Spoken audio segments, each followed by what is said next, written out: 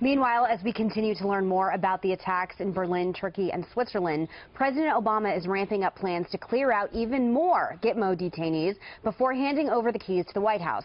The New York Times says he informed Congress yesterday of his plans to transfer 17 or 18 of the remaining 59 detainees at the prison. If all goes as planned, that means President-elect Trump will inherit 41 or 42 detainees on January 20th. But according to the latest report by the Director of National Intelligence, 30% of all transferred detainees have been confirmed or suspected of re-engaging in terrorism. So, Steve, I'm going to go to you first. Donald Trump is dead set against closing Gitmo. He said he was going to, quote, fill it with as many bad dudes as possible.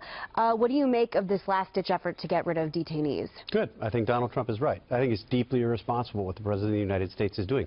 These are the worst of the worst. There's a reason that they remain in Guantanamo today. If you look at the kinds of people who are left, you're talking about people who are senior al-Qaeda figures, people who have played roles in attacks, people who are responsible for targeting U.S. troops and U.S. interests abroad. You look at the way that President Obama has handled this from the beginning, and I think it's just emblematic of his broader lack of seriousness about this issue.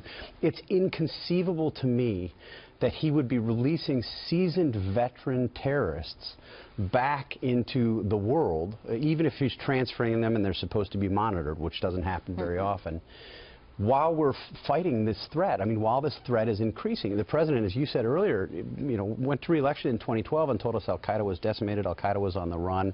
His then senior counterterrorism advisor, now CIA director, gave a speech in April of 2012 in which he said, we're not going to have to deal with this threat by the end of this decade. It's disastrously wrong. The threat has grown exponentially. It's greater than it was. You now hear this from people like Director Clapper, President Obama's top national security and intelligence official, and we're still releasing bad guys. It's just inconceivable. So this was one of the first executive orders that he signed during his first 100 days as president. So this, you say he's not taking it seriously. He just may very well be taking legacy points more seriously. And he started that's complicated. This way. Look, he started this way. The very first article that I wrote during the Obama administration was a piece about Guantanamo and how difficult it was going to be to empty Guantanamo given the problem we have with Yemenis who are kept there.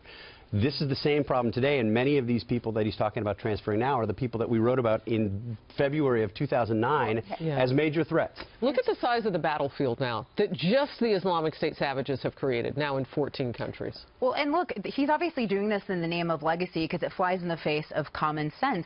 We know, as Megan pointed out earlier, the recidivism rate is 30%. We shouldn't have to fight the same enemy twice. As Steve pointed out, the worst of the worst are still left, like Khalid Sheikh Mohammed, the mastermind behind 9/11. And you also look at the fact, again, another, flying in the face of common sense in the name of legacy, the failure to leave a status as forces agreement in Iraq. As you pointed out, look, ISIS has branches in at least 18 different countries now because of that, because we've left Iraq and Syria. We've ceded them as grounds to breeding grounds of terrorism.